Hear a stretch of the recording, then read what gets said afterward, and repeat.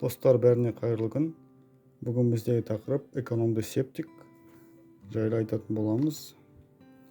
Ең алдымен тоқталып кететін нәрсе, бізде бұл жүйе өзі жылына 2-3 рет қана тазартуға бағытталған, және де 2 кольцодан тұрады.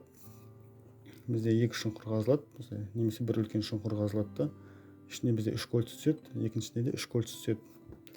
Бірінші құдықта бізде ауыр заттар, үйден шыққан канализация трубамен келген ауыр заттар және сұйық заттар жалпы барлығы қабылданады, осы жерге түседі біріншісі келіп. Одан кейін бірінші құдықтан екінші құдыққа бізде қысқа труба салынады, канализациялық. Жоғары жағынан бізде бұл жердегі сұйықтық заттар екінші құдыққа барып ағады. Және де тоқталып кететін нәрсе, бізде бірінші құдықтың түбі бетондалады міндетті түрде. Ал екінші құдықтың түбіне біздер бетон құймаймыз, тек шебен төсеп қоямыз. Бұл біздегі сұйықтық заттар жерге сіңіп кетуі үшін. Тағы бір тоқталып кететін нәрсе, бізде бірінші құдық, канализация құдықтары, жалпы кольцолар, бетон үйдің арасы кем дегенде 5 метр болу керек.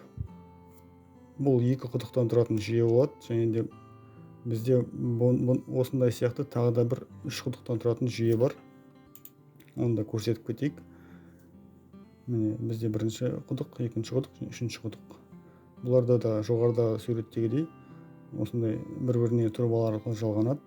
Және де ең бірінші құдық бізде осы ең ауыр заттар осында келіп түседі. Одан кейін сұйықтықтар екінші құдыққа бұл жерде аралас болып келеді. Үшіншісінде бізде таза сұйық заттар одан кейін жерге сіңе бастайды. Біздер септик соратын машина бізде осы бірінші құдықтардан соратын болады. Жалпы септик жұмыстардың барысы жайында айтып кететін болсақ, алғашында бізде осылай шұңқыр қазылады. Одан кейін сол шұңқырға үйдің арасымен траншея қазылатын болады. Траншеяның ішіне міндетті түрде құм төселеді, және ол трамбовать етіледі, нығыздалып. Одан кейін бізде кольцолар салынатын болады. Жоғарыда айтып кеткен бірінші құдықтың түбіне бізде бетон кольцоның міндетті түрде бетондалады, түбі деген. Және де бетон кольцолардың араларына цементный растворды жағып, бір-біріне осылай отырғызылатын болады. Тағы да бір тоқталып кететін нәрсе, осы септик кольцоларына кіріп тұрған трубалардың айналасын осындай цемент езіп, жағып, бітеген цемент жағып, осылай бітеген жақсырақ. Кейбір адамдар бұл жерге пена құяды. Ол пена құйған дұрыс емес негізі, себебі пена уақыт өте келе түсіп қалады ылғалдылықтың судың әсерінен. Тағы бір айтып кететін нәрсе, бізде екінші құдықтың түбі осындай ашық болады, жоғарыда суретте айтқандай. Бұл жерге бізде шебен төселеді. Және де құм төсеуге болады, бетон қалдықтарын, үлкен қалдықтарын төсеуге болады. Бізде осы жоғарыда суреттегідей үйден кіріп тұрған труба канализациялық, және де 2 құдықтың арасын жалғайтын қысқа труба осындай болып келеді. Бұл екінші труба үйден келіп тұрған трубадан 20 немесе 30 сантиметрге төмендеу болу керек. Соңында осындай қақпақтармен жабылып, жан жақтарына құм және топырақтар төселіп, нығыздалады.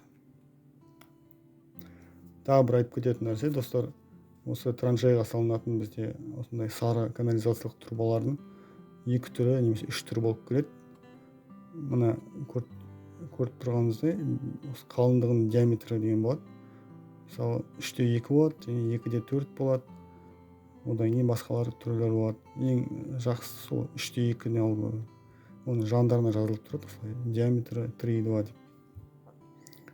Соған мұқият болыңыздар. 2-4-тер олар жұмсақтау болып келеді. Және де машина жүретін жерлерде кішкене сынып кету қауіптері бар. Бетон кольцолардың ең біріншісінде, кольцолардың түбін бетон жағып тастауға, жұмыртқа сияқты. Үшбұрышты қылмай, ішіне бетон жағып тастасаңыздар, септик сорғанда да, ауыр заттар жиналғанда да іші тап-таза болып тұрады. Ештеңе бұрыштарына қарай жиналмайды. Раствор жақсаңыздар, жұмыртқа сияқты. Осы видеоны қарағандарыңызға рахмет. Лайк басып, комментарий жазып, қолдауларыңызды көрсетіп кетсеңіздер болады.